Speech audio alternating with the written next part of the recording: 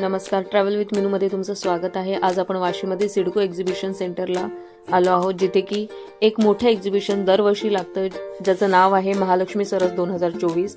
आणि आज आपण इथे आलो आहोत। तुम्ही बघू शकता आतमध्ये खूप सारे स्टॉल आहेत। खरं तर इथे बचत गट जे आहेत, जे आपल्या पूर्ण भारतातील आहेत, ते प्रत्येक राज्यातील आपापली संस्कृती, आपापले प्रसिद्ध वस्तू, आपापल्या राज्यातील खाद्यपदार्थ, घरगुती वस्तू, शोभेच्या वस्तू इथे आपणास विकत घेता येतात।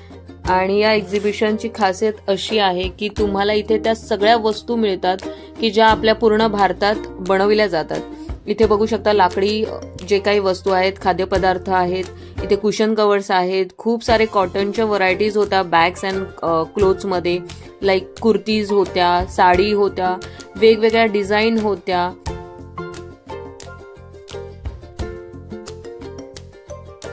शंभरहून अधिक तर खाद्यपदार्थ, मसाले वगैरे या सगळ्यांचे स्टॉल होते, जे की लोणचं, पापड हे सगळं होतं याच्यामध्ये।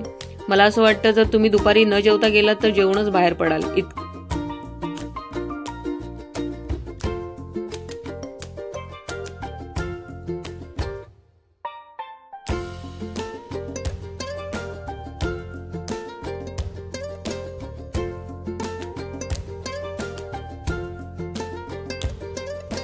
इथे तांब्या पितळाचे पण भरपूर वस्तू होत्या, ज्या की आपल्याला मार्केटमध्ये खूप कॉस्टली मिळतात, इथे खूप स्वस्त दरात उपलब्ध होते। हे बघा तुम्ही, शोभेच्या वस्तूही इथे खूप साऱ्या होत्या, जे की आपण घरासाठी घेऊ शकतो।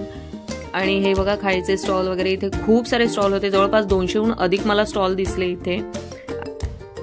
हा बघा, हा जो स्टॉल आहे हा आंध्र प्रदेशचा आहे आणि या शोभेच्या वस्तू किती सुंदर दिसत आहेत। त्याच्यापुढेच हा एक असा स्टॉल होता की जिथे खूप साऱ्या वेगवेगळ्या पेंटिंग्स होत्या। हे बघा हत्ती वगैरे, खूप छान होतं एक्झिबिशन, खूप छान आहे। आणि कॉटनचे कलमकारी, प्रिंटेड कॉटन इथे होतं वेगवेगळ्या राज्यातील। तुम्ही बघू शकता इथे हे केरळचं स्टॉल होतं। इथे खाण्याच्या वस्तू मी सांगितल्याप्रमाणे, आणि इथे मातीच्या वस्तूही खूप सुंदर होत्या। हे बिहारचं स्टॉल आहे, जिथे आपण बघू शकता बिहारची जे काही प्रिंट आहेत किंवा तिथली जी काही संस्कृती आहे ती इथे आपल्याला पाहायला मिळाली।